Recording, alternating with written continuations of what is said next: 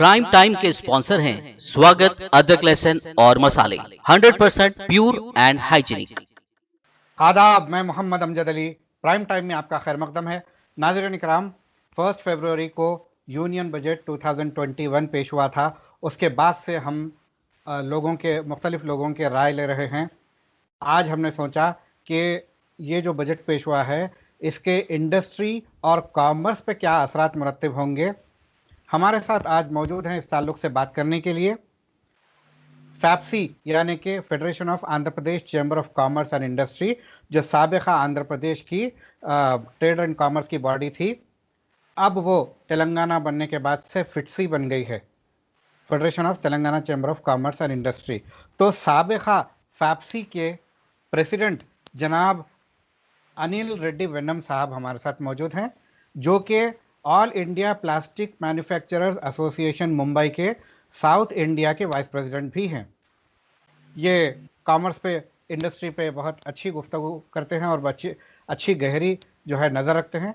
आइए जानते हैं अनिल रेड्डी साहब से यूनियन बजट 2021 के ताल्लुक से उनके ख्यालात। अनिल सर, आपका बीबीएन चैनल पर खैर मकदम है। नमस्कार जी नमस्कार सर। सबसे पहले मैं आपके जो 21 बजट 2021 है उसके आपके ख्यालात जानना चाहूँगा। क्या आपके ऑब्जर्वेशंस है?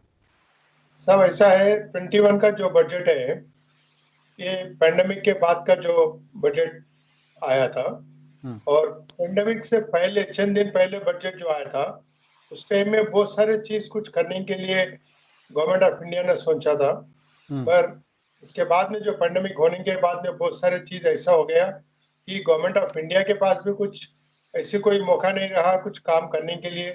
ज्यादातर तो अपना पैंडेमिक का जो कोरोना का कैसा अरेस्ट करना, कैसा आम आदमी को देखना चाहिए, और जो जो इश्यूज है उसके ऊपर ज्यादा ध्यान देते चले गए।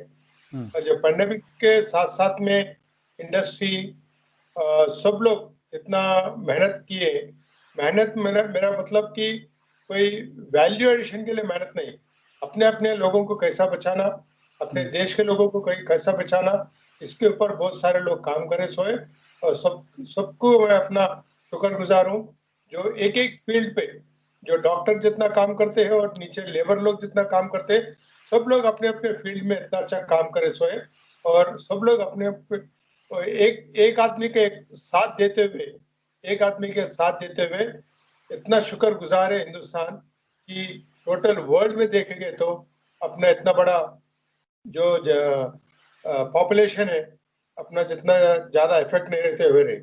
उसके बाद में जो पैंडेमिक के बाद में जो पहली बजट जब निकली, तो ये बजट में जो सबसे बड़ा मेजर इंडस्ट्री की तरफ से जो हम बोलते हैं कि पैंडेमिक में जो रेवेन्यू जनरेशन बराबर नहीं हुआ फर्स्ट क्वार्टर सेकंड क्वार्टर में, और रेवेन्यू जनरेशन नहीं रहने की वजह से सबके लिए तकलीफ है, इधर स्टेट गवर्नमेंट, सेंट्रल गवर्नमेंट और आम आदमी इंडस्ट्री के लिए भी तकलीफ होती है। और ये तकलीफ के हिसाब से जो अपने को चाहिए था, ये पूरे जो रिक्वायरमेंट में शॉर्टेज ऑफ फंड्स जो बोलते अपन, तो हम लोग सोचे थे कि इस बार गवर्नमेंट ऑफ इंडिया मेरे ख्याल से एक चेस के रूप में और कुछ ऐसे टैक्सेस डालेगी और आम आदमी के ऊपर, इंडस्ट्री के ऊपर और सोसाइटी ट्रेड एंड बॉडी के ऊपर भी, मतलब कॉमर्स के ऊपर भी लगेगा और इसमें कोई तकलीफ हो जाएगी।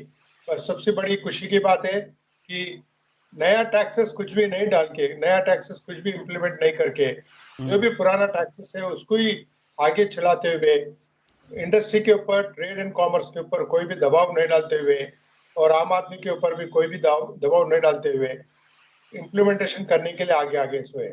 और सबसे बड़ी बात यह है कि इतना होने के बावजूद भी टैक्सेस नहीं डालने का जितना पॉजिटिव थिंकिंग बोलते हैं अपन, नॉर्मली क्या है, खैर अपना अपना गवर्नमेंट के हिसाब से डिफरेंट एंगल रहता, जो आदमी के ऊपर और बर्डन गिरने का, जो ऑलरेडी जो बर्डन था हर एक इंडस्ट्री के ऊपर, और दोबारा कितना बर्डन गिरेगा उसके ऊपर जो सोच देंगे तो इंडस्ट्री को बहुत ज्यादा तकलीफ होती। मगर जो बर्डन नहीं गिरा इंडस्ट्री के ऊपर टैक्सेस के रूप में, बहुत अच्छा पॉजिटिव नोट समझते हम लोग। और रह गई दूसरा चीज, इंडस्ट्री के हटके अगर से आगे चलेंगे, आम आदमी के लिए जो रिक्वायरमेंट रहता नॉर्मली कि टैक्सेस नहीं बढ़ना चाहिए हर एक चीज में। और आम आदमी, क्योंकि आज की तारीख में जो पेट्रोल के ताल्लुक करते हुए पेट्रोल जो हिसाब से रेट बढ़ा हुआ है और उसको कैसा कम कर सकते हैं, मगर अनफॉर्चुनेटली आम आदमी के लिए वो पेट्रोल का रेट कुछ भी कम नहीं हुआ। मगर देखे जाएंगे अब आगे आगे में जो हिसाब से इंफ्रास्ट्रक्चर का जो काम लिया गया, जो नेशनल हाईवेज का काम के लिए और रेलवेज के लिए और इंफ्रास्ट्रक्चर हाउसिंग के लिए जो काम लिया गया, उसमें जितना बढ़ोतरी दी गई पूरे साल में, मेरे ख्याल से उसमें थोड़ा रोटेशन में आएगा पूरा और एम्प्लॉयमेंट जनरेशन भी रहेगा। और आम आदमी को सबसे ज्यादा क्या, ऑर्डनरी लेबर को, जो मिडिल क्लास के लेबर जो रहते बोलते ना, उनके लिए काम वगैरह मिलने का बहुत अच्छा मौका मिलेगा। और इसके साथ साथ में अपना फार्मा इंडस्ट्री जैसा इंडिया में सबसे बड़ा आगे है, और साथ साथ में कोरोना का जो वायरस का जो अपना जो ड्रॉप्स भी आ रहा है, उसके लिए भी इंजेक्शन का भी है, उसका पॉजिटिव नोट है। और अपना दूसरा देखे जाएंगे अपन आईटी इंडस्ट्री का, वर्क फ्रॉम होम रहते हुए भी सब लोग अपना अपना सपोर्ट करते हुए आईटी इंडस्ट्री भी आज की तारीख में बहुत आगे है।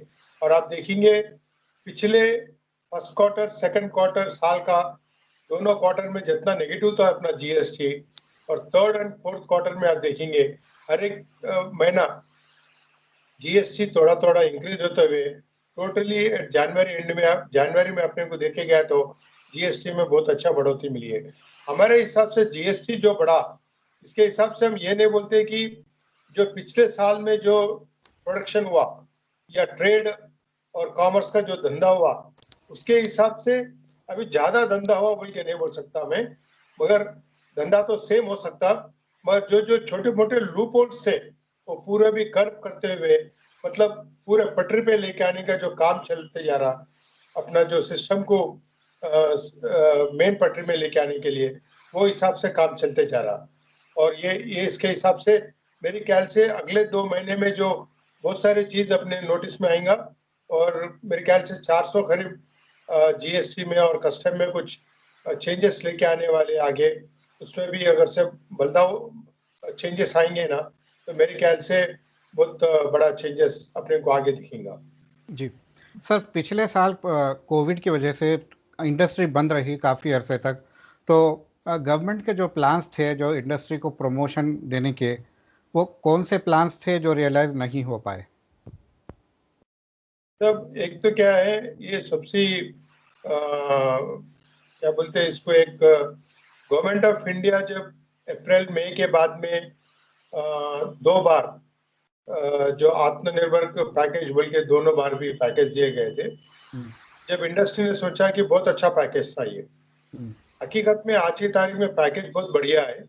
बस इतना है कि वो जो बोलते हैं ना कि देने वाला एक है और बीच में जो लेने वाले के बीच में जो जो हडल्स जो रहते हैं ना, जो बैंकर जो लोग हैं, वो हर एक जगह अपना अपना इंडस्ट्री के लिए, स्पेशली स्मॉल स्केल सेक्टर को जितना पॉजिटिव थिंकिंग में जाके काम करने के बजाय हर एक एंगल में उनको हडल्स रखते हुए, मतलब छोटे छोटे चीजों पे उनको, ये आपको ये काम नहीं हो सकता, ऐसा नहीं हो सकता, वैसा नहीं हो सकता। और आखिरी में क्या होता, तो इंडस्ट्री अगर से आपको वो लोन लेने के लिए जो गवर्नमेंट ऑफ इंडिया दिया गया, मेरे ख्याल से 40 से 50 लोग से ज्यादा नहीं मिला। और ये पूरा ज्यादातर जो है ना, पूरे स्मॉल स्केल सेक्टर के रहेंगे, मीडियम वाले भी कोई भी नहीं रहेंगे, माइक्रो एंड स्मॉल सेक्टर के ज्यादा लोग रहेंगे। और जो मिला उनके लोग भी स्मॉल स्केल सेक्टर वाले को मिले सो है। तो सबसे बड़ा नेगेटिव पॉइंट था।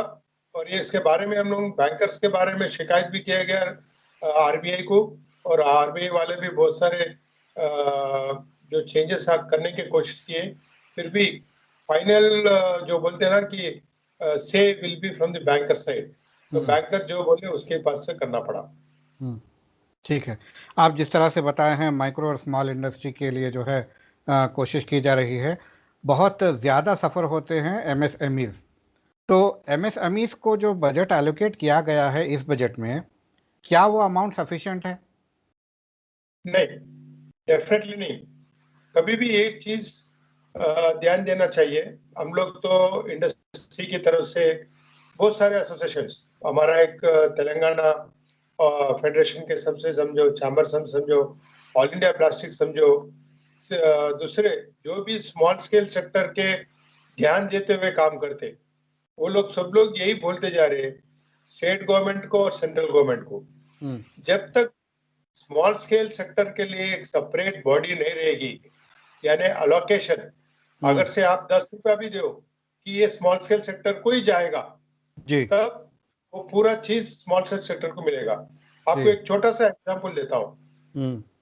हर एक बैंकिंग में, जब आप कौन सा भी बैंक ले लीजिए, 100 रुपए में 40 रुपीज करीब इंडस्ट्री को, मैन्युफैक्चरिंग सेक्टर को बैंकिंग सेक्टर से इंडस्ट्री को देना बोल के रहता, 20-25 रुपए के आसपास में एग्रीकल्चर लोन देना बोल के रहता, और डिफरेंट लोन्स के हिसाब से 100 रुपए का होया था वो। ठीक। जब इंडस्ट्री का जब आने के बाद देखेंगे 42 रुपीज का अलोकेशन तो दिखता आपको, मगर स्मॉल सेक्टर को जब आता ना उसमें 5-10% भी नहीं दिखेगा, बाकी का 30-35% लार्ज इंडस्ट्रीज लेके चले आते। हम बोलते हैं कि आपको छोटा ही रकम देना है ना, 5-10%, एकदम अलोकेशन उनको ही करना चाहिए स्मॉल स्केल सेक्टर को, और स्मॉल स्केल सेक्टर को ही देना चाहिए वो। मतलब जैसा अलोकेशन का जो रहता, अपन बोलते ना कि एससी कोटा, बीसी कोटा जैसा रहता, वैसा स्मॉल स्केल सेक्टर के लिए भी सेपरेट कोटा रहना चाहिए, और टोटल कोटा पर्टिकुलर इंडस्ट्री को स्मॉल स्केल सेक्टर में देना चाहिए। वो खाली फाइनेंस के साइड पे भी नहीं, पावर सेक्टर में भी वैसा होना चाहिए, पावर डिस्ट्रीब्यूशन में होना चाहिए, पावर टैरिफ में होना चाहिए, और हर एक जगह लैंड अलोकेशन के टाइम पे भी वैसी होना चाहिए। ये पूरा जब तक आप स्मॉल स्केल सेक्टर को स्पेशली आइडेंटिफाई नहीं करके आप नहीं कर सकते, तो तब तक अपने को ये सेकंड ग्रेडेड के हिसाब से दिखेगा। जी जी, बहुत अच्छे जो है तरफ इशारा दिया है आपने कि स्मॉल स्केल के लिए सेपरेट बॉडी होना चाहिए, ताकि स्मॉल स्केल इंडस्ट्री की ज़रूरियात का जो है उनको पूरा अंदाज़ा होता है और वो पूरा उनका ख्याल रख सकेंगे। इसके अलावा आपने बताया कि चाहे फाइनेंस हो, चाहे पावर टैरिफ्स हो, चाहे लैंड एलोकेशन हो, हर मामले में स्मॉल स्केल इंडस्ट्री को उनका जायज़ हक देना चाहिए। ना साबिक़ में हुआ था, ना आगे होने की ऐसी उम्मीद नज़र आ रही है मेरे ख्याल में। आप क्या फरमाते हैं इस ताल्लुक से? हकीकत है ये, जी पिछले 3 सालों से इसके बारे में बहुत बार भी डिस्कस केस हुए, अभी तक नहीं हुआ, और आगे में भी होगा नहीं होगा नहीं मालूम। एक प्राइम मिनिस्टर टास्क फोर्स एक कमेटी है प्राइम मिनिस्टर के अंडर में, जी जहाँ तक मेरे को मालूम है मनमोहन सिंह के टाइम पे थोड़ा एक्टिव पार्टिसिपेट किए थे। उसके बाद में अभी ये नया गवर्नमेंट 6-7 साल में अभी तक वो टास्क फोर्स अभी भी नहीं हुआ। वो टास्क फोर्स स्पेशली देखेंगे तो स्मॉल स्केल सेक्टर का इश्यूज क्या है उसके ऊपर नजर डालते हुए, और कैसा चाहिए क्या चाहिए उसके ऊपर थोड़ा बहुत ध्यान देते थे। पर मेरे ख्याल से वो टास्क फोर्स भी टोटली क्लोज है, उसके ऊपर भी कोई ध्यान नहीं दे रहे। मेरे ख्याल से आपके ऐसा लोग मीडिया की तरफ से और कहीं ना कहीं इसको थोड़ा हाईलाइट करते हुए करेंगे तो डेफिनेटली बॉडी को नया क्रिएट करना जरूरी है। जी, बहुत अच्छी बात है। मनमोहन सिंह गवर्नमेंट के टाइम पे पीएम टास्क फोर्स हुआ करती थी, जो कि ये इश्यूज को एड्रेस करती थी। नई हुकूमत आने के बाद ये गायब हो गई या मांद पड़ गई। पीएम साहब कहते हैं सबका साथ सबका विकास, ये शुरू से कहते आए हैं। तो फिर ये स्मॉल स्केल इंडस्ट्री उनकी नज़र से क्यों ओझल है, या फिर वो जानबूझकर इसे इग्नोर कर रहे हैं? ऐसा है, अभी अब लोग भी इसके बारे में बहुत सारा जिक्र किए थे। एमएसएमई के लिए जो जो रिक्वायरमेंट्स है, अभी जब पैंडेमिक के टाइम पे भी एमएसएमई का जो रिक्वायरमेंट है, एमएसएमई को जो रिक्वायरमेंट के हिसाब से हम लोग जो रिप्रेजेंटेशन समझो, उस टाइम पे अपना नितिन गडकरी जी जो थे मिनिस्टर साहब थे उस टाइम पे, उनको भी हमारा रिप्रेजेंटेशन दिया गया। हर एक एंगल में उनको स्मॉल स्केल सेक्टर का रिक्वायरमेंट के हिसाब से रिप्रेजेंटेशन देते चले गए। गवर्नमेंट के पास मेरे हिसाब से 99.9% उनके पास पूरा प्लानिंग है, मगर इम्प्लीमेंटेशन अभी तक शुरू नहीं हुआ। इम्प्लीमेंटेशन अगर से शुरू हो गया, शुरू होने से कभी भी शुरू होने दीजिए। सबसे बड़ी बात क्या है, जब तक स्मॉल स्केल सेक्टर का कोई इंडस्ट्री की तरफ से गवर्नमेंट या उस पर्टिकुलर बॉडी में इन्वॉल्वमेंट नहीं रहेंगे तो ये चीज बराबर फ्लो बराबर नहीं रहेगा। वो ऊपर के लेवल में जो बैठेंगे, ऑफिसर होने दीजिए, पॉलिटिकल पार्टी के लोग भी होने दो और कोई भी रहने दीजिए, जब तक जो दर्द जिसको मालूम पड़ता उस आदमी अगर से उसमें रहेगा तो उसका बहुत सारा अच्छा इम्प्लीमेंटेशन के लिए इजी रहेगा। जी, आपने पेट्रोल के बढ़ते हुए दामों की तरफ भी इशारा किया है। जब ये हुकूमत अपोजिशन में थी तो ये चिल्लाते थे कि जो है मनमोहन सिंह हुकूमत में पेट्रोल के दाम बहुत बढ़े हुए हैं। हालांकि जब इंटरनेशनल ऑयल प्राइसेस बढ़ के थे, ये नई हुकूमत आने के बाद से पेट्रोलियम जो ओपेक जो होता है और उसके पर बैरल एकदम काफ़ी कम हो गए, मगर चाहे यूनियन गवर्नमेंट हो चाहे स्टेट गवर्नमेंट हो, उनके टैक्सेस इतने ज़्यादा है जिसकी वजह से पेट्रोल के बहुत ज़्यादा पे करना पड़ रहा है प्राइस सारी आवाम को। पेट्रोल और डीजल के प्राइसेस अगर बढ़े रहेंगे तो ये ब्लैंकेट इफेक्ट होगा, तमाम इंडस्ट्रीज पे, हर चीज़ पे इफेक्ट होगा। तो ये आखिर इस चीज़ को संजीदगी से क्यों नहीं लिया जा रहा है? पेट्रोल के दामों को कम करने के लिए इकदाम हुकूमत क्यों नहीं कर रही है और इसको जीएसटी में क्यों नहीं ला रहे? इसको जीएसटी में लेके आने के लिए 2017 में जब डिस्कस हुआ था, वो सारे स्टेट गवर्नमेंट लोग इसके ऊपर राजी नहीं थे, क्योंकि इस पे सबसे ज्यादा रेवेन्यू जनरेशन जो स्टेट गवर्नमेंट का है, उनका सबसे बड़ा हिस्सा है, तो उनका रेवेन्यू बहुत कम हो जाएगा। मेरे हिसाब से अगले 1 साल के अंदर में ये जीएसटी में आएगा और स्टेट गवर्नमेंट के फाइनेंस डिपार्टमेंट के, स्टेट गवर्नमेंट के फाइनेंस डिपार्टमेंट के सीनियर ऑफिसर्स लोग भी समझ में लगे कि जो पिछले 2-3 साल में जीएसटी में जो शॉर्टफॉल हुआ करता था, तो शॉर्टफॉल जैसा गवर्नमेंट ऑफ इंडिया अभी जैसा, खैर उनको पूरा मिला नहीं मिला अलग बात है, पर इनको जितना भी मिलना है, 100 रुपए मिलना है तो उसमें 50 रुपए दिए होंगे, पर 50 इनके नाम पे लिखा हुआ है, आज नहीं तो कल आएगा। तो ये शॉर्टफॉल्स का इसका भी पूरा अपने को आएगा।